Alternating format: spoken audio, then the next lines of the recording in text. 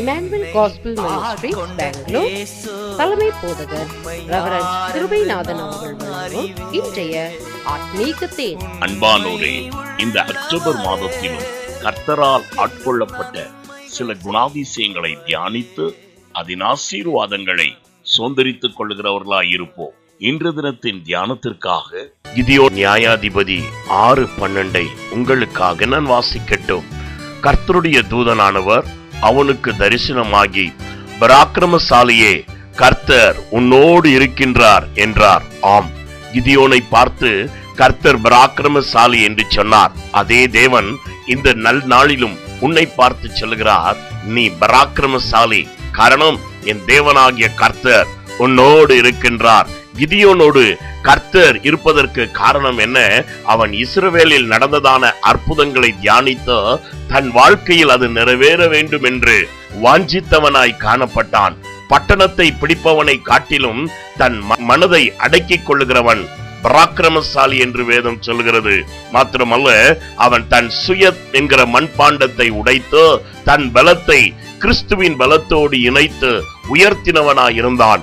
எவன் ஒருவன் தேவன் பேரிலே தன் மேன்மை பாராட்டுகிறவனாய் இருக்கின்றானோ அவனை கர்த்தர் மென்மேலும் பலனடையும்படியாய் அனுகிரகம் செய்கிறவராய் இருக்கின்றார். அதை போலவே இன்று தினத்திலும் கர்த்தரை எல்லாவற்றிலும் துதி செய்கின்றவனாயிரு. அது உனக்கு நல் பலத்தை கொடுக்கின்றதாயிருக்கும். தேவனுடைய அற்புதங்களையும் அவருடைய கிரியைகளையும் தியானிக்கின்றவனாயிரு. அது உன் பலவீனங்களிலே உனக்கு விசுவாசத்தின் தைரியத்தை கொடுக்கின்றதாயிருக்கும். அதை போலவே எல்லாவற்றிலும் தேவனை மகிமைப்படுத்துகின்றவனாயிரு. அப்பொழுது கர்த்தர் உன் வாழ்க்கையில் காரிய சித்தி உள்ளவனாய், சாதுரியவானாய், பராக்கிரமசாலியாய், நீ ஜெயமுள்ளவனாய் வாழும்படி அனுகிரகம் செய்வார். இந்த வொர்க்கிங் ஃபர்ஸ்ட் டேயிலும் பராக்கிரமசாலி ஆகிய உன்னோடு கர்த்தர் இருக்கிறார். செய்கின்றதை நிச்சயகரமாய் செய். கர்த்தர் உன் காரியங்கள் எல்லாவற்றையும் வாய்க்க பண்ணுகிறவராய் இருப்பார். நான் உங்களுக்காய் ஜெபிக்கிறேன்.